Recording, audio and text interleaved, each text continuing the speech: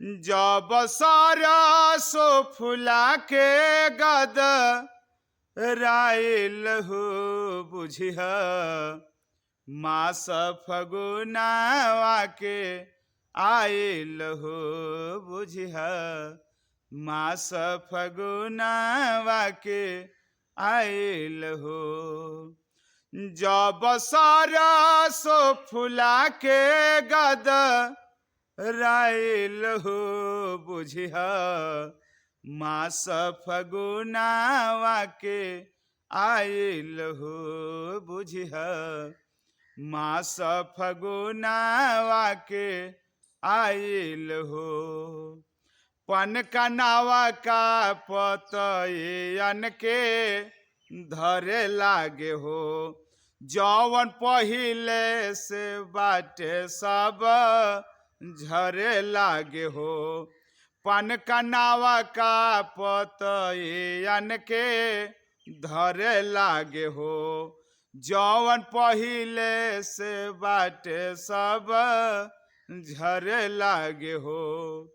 देखी सब करहिया हर साइल हो बुझिह मास फगुनावा के आइल हो बुझिह मास फगुनावा के आइल हो। बगिया फुलावा से सगरे माँ हकी जाला हो मन फुलावा के देखी के हकी जाला हो। बगिया फुलावा से सगरे माँ हकी जाला हो मन फुलावा के देखी के हकी जाला हो। मीठ कोयली के बोलिया अरे सुनाइल हो बुझिह मास फगुनावा के आइल हो बुझिह मास फगुनावा के आइल हो।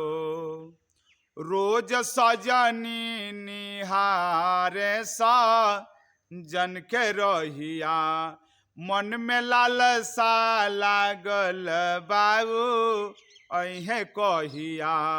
रोज सजनी निहारे सा जन के रहिया मन में लालसा लागल बाबू अहे कहिया।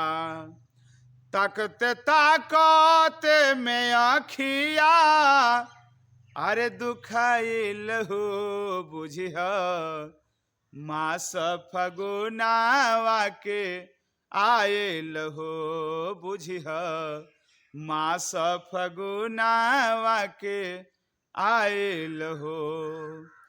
जब सरसो फुला के गद राइल हो बुझिह मास फगुनावा के आइल हो बुझिह मास फगुनावा के आइल हो।